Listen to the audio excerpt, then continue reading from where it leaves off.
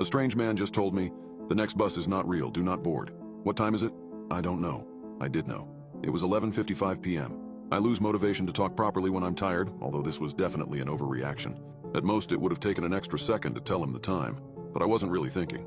I just wanted to get home, ignoring all social interactions. I didn't even look up to see this man's face. He left without saying anything, limping as he walked, leaving me alone at the bus stop, waiting for the final departure of the night.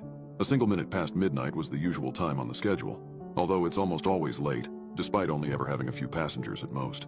My late shift at work had me used to these empty hours of the night. This specific part of town lacked nightlife entertainment, leaving little reason to be out after dark. The shops were long closed, waiting for the bustling environment of the next morning.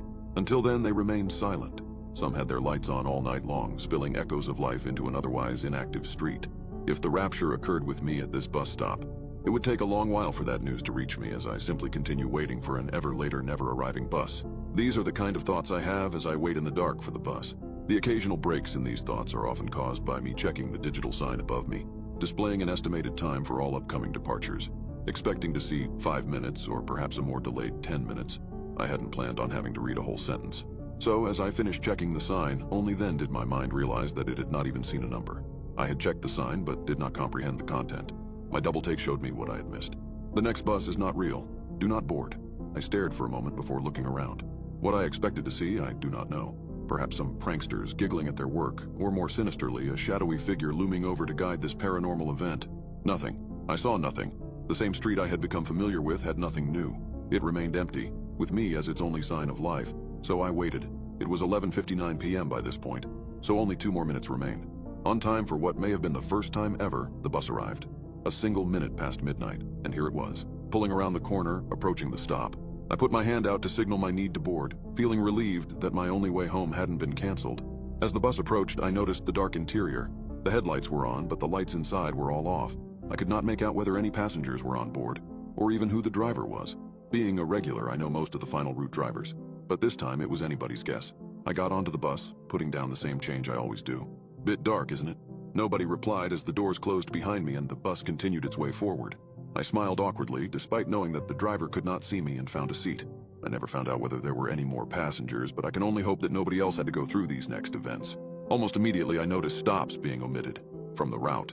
A turn missed here, a completely wrong turn taken there.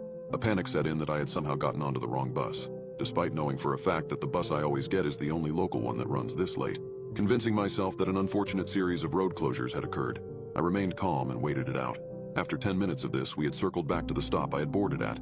In front of us, I noticed a more normal bus, the bus I was supposed to board. The lights were on with a few passengers. It was waiting at the stop. I spoke slightly louder than the rumble of the engine. "Excuse me, can I get off? I'm on the wrong bus." No answer as we slowly passed the correct bus. I could see the passengers inside all staring ahead. My gaze followed theirs, meeting at an ambulance, parked just slightly in front. A small group of paramedics knelt down in the beam of the bus's headlights, surrounding a body on the floor. I couldn't make out the body's face, as it was just out of sight, although one leg looked twisted. The passengers looked distraught, whilst the bus driver stood talking to the paramedics. I stood up. I need to leave at the next stop. As I spoke, I pressed the bell, and the only sign of any internal lights lit up at the front of the bus. Stopping. The sign then immediately turned off. Subsequent bell presses neither made the sound nor lit up the sign. I need to... The bus sped up suddenly, the force pushing me back into my seat. As I tried to stand up again, the wheels screeched as we turned a sharp corner without seeming to slow down at all. Again, the force pushed me back down. The speed continued to rise. The wheels on the bus went faster and faster until the outside world became simply a blur. I had never seen a car go this fast, let alone a road vehicle as large as this. I thought for sure that I was going to die right there. "What are you doing?" I found myself yelling out amid the panic. The driver, for the first and last time, spoke. "I don't know." My mind raced almost as fast as my body was being thrown about.